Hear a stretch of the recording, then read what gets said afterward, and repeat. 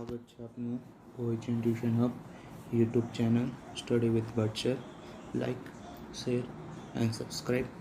આજે આપણે ચાલુ કરીશું ધોરણ 10 માટે વિજ્ઞાન વિષય સાયન્સ ચેપ્ટર 1 રાસાયણિક સમીકરણ. ખૂબ જ ઇઝી ચેપ્ટર છે. આપણા રોજિંદા જીવનમાં આપણે ઘણી બધી વસ્તુ એવી જોતા હોઈએ છીએ કે જે એમ જ થઈ જતી હોય છે, પણ જો વૈજ્ઞાનિક ઢબે વિચારવા જઈએ તો તે ખૂબ જ અલગ હોય છે. એમાં રાસાયણિક પ્રક્રિયાનો સમાવેશ થયેલો હોય છે. ચેપ્ટરમાં શું શું આવશે તેના વિશેની વાત કરી લઈએ. આઈએમપી પોઈન્ટ્સ છે. રોજિંદા જીવનમાં જોવા મળતી રાસાયણિક પ્રક્રિયાઓ, જેમ કે ઉનાળામાં દૂધનું જલ્દી બગડવું, લોખંડ કટાઈ જવું, પ્રકાશ સંશ્લેષણથી ગ્લુકોઝ બનવું, શરીરમાં ખોરાકનું પાચન થવું વગેરે વગેરે. હવે વાત છે કે પ્રકાશ સંશ્લેષણની ક્રિયા થઈને શું બનવું? ગ્લુકોઝ બનવું. બરાબર.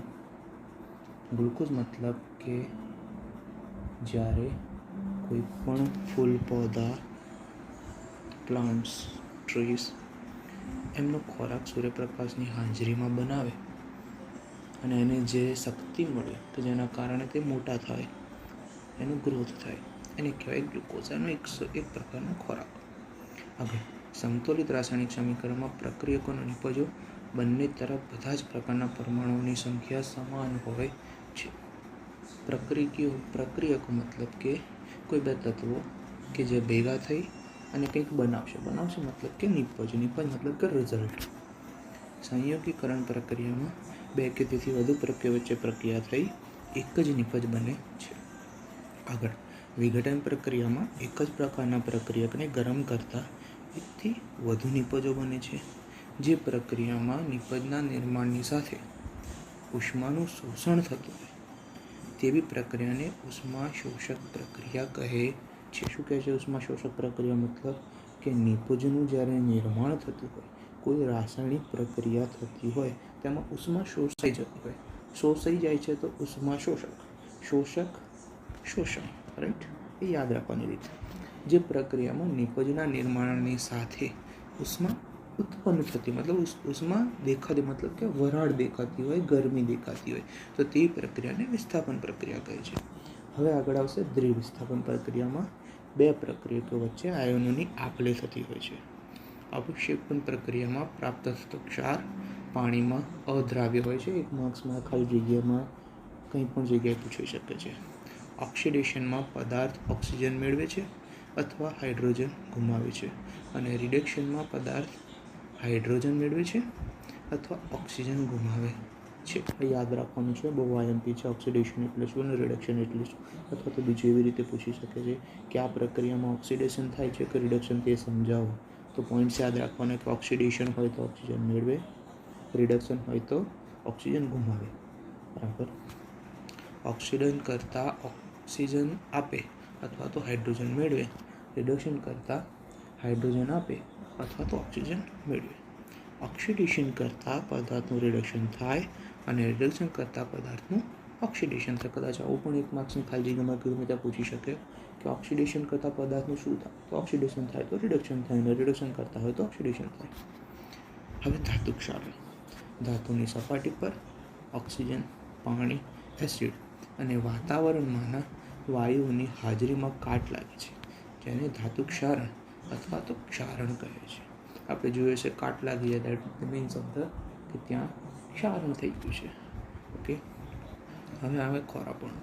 આપણે ઘણી વખત અથાણું કે કંઈ પણ વસ્તુ આંબળા થેલા મૂક્યા હોય, થોડા ટાઈમ પછી આપણને તે ખોરા લાગવાનો મતલબ કે એનો ટેસ્ટ બગડી ગયો હોય, એને કહેવાય ખોરાપણું. તેલ અને ચરબીજન્ય ખાદ્ય પદાર્થો જ્યારે હવાના સંપર્કમાં અથવા તો સંસર્ગમાં આવે છે ત્યારે થતી ઓક્સિડેશન પ્રક્રિયાને લીધે એના સ્વાદ અને ગંધમાં ફેરફાર થાય છે, જેને ખોરાપણું કહે છે. ઓક્સિડેશનનો પ્રતિકાર કરવા માટે અથવા તો તેને ઓછું કરવા માટે, ખોરાપણું દૂર કરવા માટે એમાં એન્ટીઓક્સિડન્ટ ઉમેરવામાં આવે છે. તો આવું પૂછાઈ શકે કે કોઈ પણ પદાર્થને બચાવવા માટે અથવા તો તેને ખોરાપણુંથી બચાવવા માટે કે પછી તેને દૂર કરવા માટે શું કરવામાં આવે છે અથવા તેમાં શું ઉમેરવામાં આવે છે? તો આવશે એમાં એન્ટીઓક્સિડન્ટ ઉમેરવામાં આવે છે. રોજિંદા જીવનમાં જોવા મળતી કે થતી ઘણી પ્રક્રિયાઓ. તો રોજિંદા જીવનમાં જોવા મળતી કે થતી રાસાયણિક પ્રક્રિયાઓ નીચે મુજબ છે. ઉનાળાના ઓરડાના તાપમાને મૂકેલ દૂધ જલ્દી બગડી જાય છે. લોખંડની વસ્તુઓ જેવી કે તવા, તપેલા, ખીલાને ભેજવાળીમાં મૂકતા તેમાં કાટ લાગી જાય છે. દ્રાક્ષનું આથવણ થઈ જાય છે. ખોરાક રંધાઈ જાય છે. શરીરમાં ખોરાકનું પાચન થઈ જાય છે. શ્વાસોશ્વાસ દરમિયાન થતી પ્રક્રિયા, ઘણું બધું. બરાબર, આ પ્રશ્ન પૂછી શકે તેવું છે. આગળ, રાસાયણિક પ્રક્રિયા દરમિયાન કેવા ફેરફારો આપણને જોવા મળે? રાસાયણિક પ્રક્રિયા થાય તેના રંગરૂપમાં ફેરફાર થઈ જાય, તેના સ્વાદમાં ફેરફાર થઈ જાય, બધા કયા ફેરફાર થાય?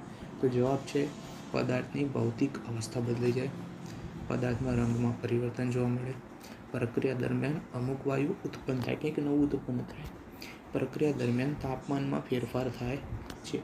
આવા 4 પ્રકારના તમને ફેરફાર રાસાયણિક પ્રક્રિયા દરમિયાન જોવા મળતા હોય છે. આગળ, રાસાયણિક સમીકરણ કેવી રીતે લખાય? યોગ્ય ઉદાહરણ આપી સમજાવો. આવું પૂછાઈ શકે છે. આઈએમપી છે. તો મેગ્નેશિયમની પટ્ટીનું ઓક્સિજનની હાજરીમાં દહન થતાં મેગ્નેશિયમ ઓક્સાઇડ બને છે. આ પ્રક્રિયાનું શબ્દ સ્વરૂપમાં જો વર્ણન લાંબુ હોવાથી તેને સંક્ષિપ્તમાં નીચે મુજબ જો લખવું હોય તો આવી રીતે લખાય કે મેગ્નેશિયમ મતલબ Mg, ઓક્સિજન મતલબ O2 મતલબ Mg વત્તા O2. તો શું બનાવશે? MgO મતલબ કે મેગ્નેશિયમ ઓક્સાઇડ. સમીકરણમાં Mg અને O2 તેને પ્રક્રિયકો કહે છે. જેની વચ્ચે રાસાયણિક પ્રક્રિયા થઈ MgO બનાવે છે. MgO ને નિપજ કહેવાય, Mg અને O2 ને પ્રક્રિયકો કહેવાય. બરાબર. રાસાયણિક સમીકરણમાં પ્રક્રિયકોને હંમેશા ડાબી બાજુએ અને નિપજોને હંમેશા જમણી બાજુએ લખાય છે. યાદ રાખવાનું. પ્રક્રિયકોની નિપજ વચ્ચે વત્તાની નિશાની મૂકવામાં આવે છે. મેં અહીંયા 2 ભૂલથી લખી દીધું છે, ટાઈપિંગ મિસ્ટેક છે. 2ની જગ્યાએ આવશે પ્લસ. જો એક કરતાં વધુ પ્રક્રિયકો પ્રક્રિયામાં ભાગ લેતા હોય તો તેમની વચ્ચે પ્લસ સંજ્ઞા મૂકવામાં આવે છે. આ જ રીતે જો એક કરતાં વધુ નિપજ ઉત્પન્ન થતા હોય તો તેમની વચ્ચે પણ પ્લસ સંજ્ઞા મૂકવામાં આવે છે. અને તીરની અગ્રભાગ નિપજ તરફ હોય છે. તીર કઈ બાજુ વાગશે? તો નિપજ તરફ વાગશે. બરાબર. આગળ, અસંતુલિત રાસાયણિક સમીકરણ કોને કહે છે? તો જેના પરમાણુની સંખ્યા સમાન ન હોય તેવા રાસાયણિક સમીકરણને અસંતુલિત સમીકરણ કહે છે. બરાબર.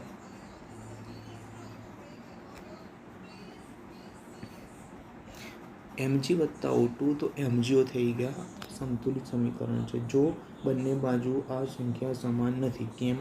Mg એકવાર પણ O2 ડાબી બાજુએ 2 વાર છે, જમણી બાજુ O એક જ વાર છે. મતલબ કે આ સંતુલિત રાસાયણિક સમીકરણ નથી. આને સંતુલિત કરવું પડે. ઉપરના સમીકરણમાં બાજુ દ્રવ્યમાન અને પરમાણુની સંખ્યા સમાન હોતી નથી. આવા અસંતુલિત સમીકરણને મેગ્નેશિયમના દહનનું માળખાકીય રાસાયણિક સમીકરણ કહે છે. યાદ રાખવાનું છે. બરાબર. પૂછશે કે મેગ્નેશિયમના દહનનું ખાલી જગ્યા રાસાયણિક સમીકરણ કહે છે. એને કેવું સમીકરણ કહી શકાય? એવું પૂછીશ કે મેગ્નેશિયમના દહનને, તો જવાબ આવશે માળખાકીય અથવા તો કૌંસમાં લખ્યું છે કંકાલ. બરાબર. સંતુલિત રાસાયણિક સમીકરણનું મહત્વ લખો. એનું મહત્વ શું છે? તો સંતુલિત રાસાયણિક સમીકરણની મદદથી પ્રક્રિયકો અને નિપજોના મોલ જાણી શકાય છે. કિંમત, પ્રક્રિયકોનો કેટલો જથ્થો પ્રક્રિયામાં વપરાય છે અને નિપજનો કેટલો જથ્થો વપરાય છે તે પણ જાણી શકાય. બીજા પોઈન્ટમાં ટાઈપિંગ મિસ્ટેક છે, નિપજનો જથ્થો કે.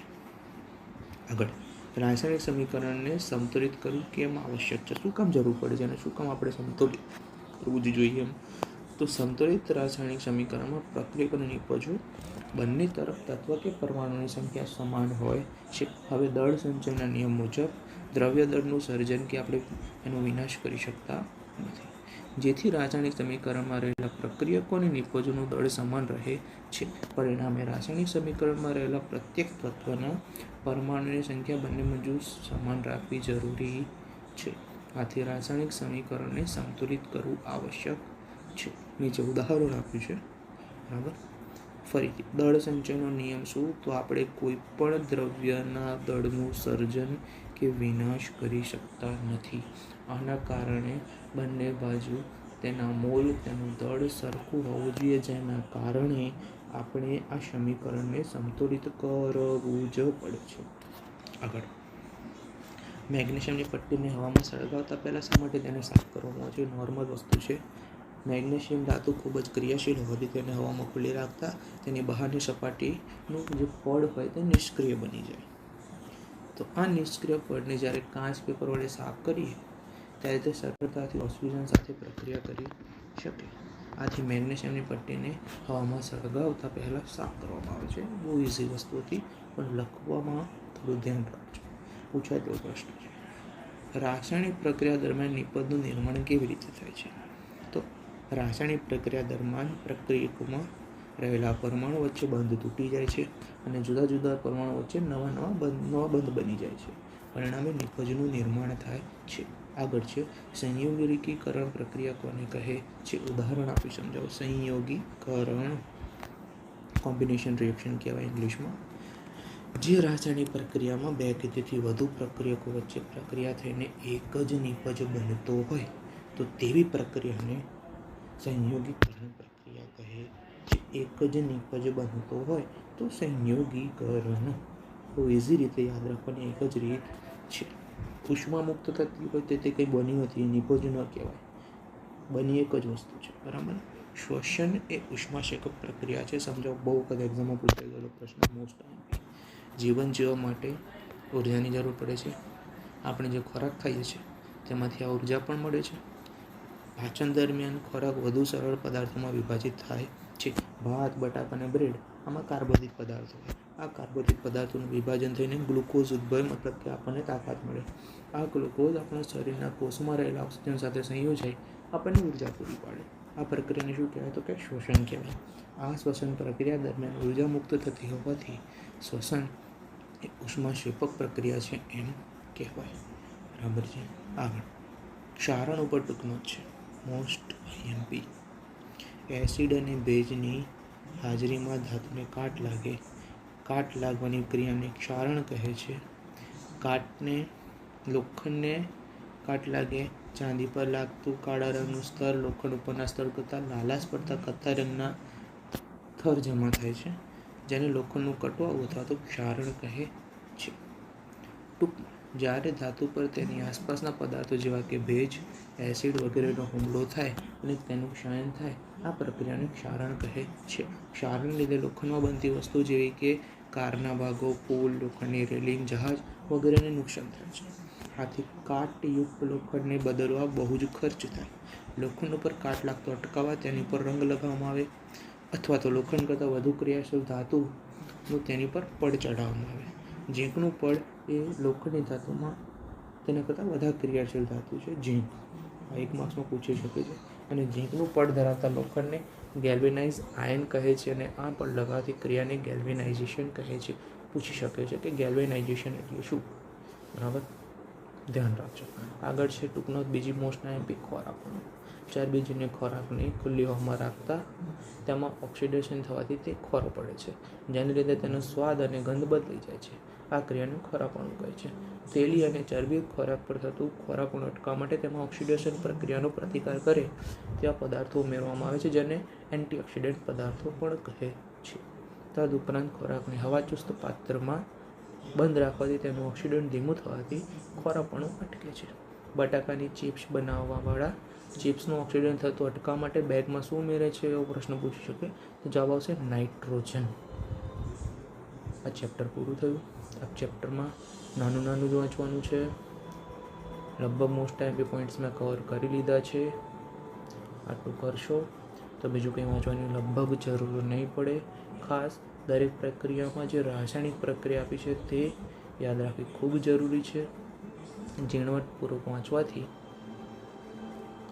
આનો સારામાં સારો અભ્યાસ કરી શકાય છે. આના પછી ચેપ્ટર 2 મૂકીશું, એસિડ, બેઝ અને ક્ષાર. ટૂંક જ સમયમાં. લાઈક, શેર અને સબસ્ક્રાઈબ સાથ આપો. તમે પણ આગળ વધશો, હું પણ આગળ વધીશ. ટૂંક સમયમાં હું ગણિતના દરેક પોઈન્ટ્સ વિશેનો વિડીયો મૂકીશ. કયા ચેપ્ટરમાં કેટલા પોઈન્ટ્સ કવર કરવા, કે જેના કારણે આપણને આખું ગણિત કેવી રીતના શું મેન્ટાલિટીથી હેન્ડલ કરવું તે ખબર પડે. એવી જ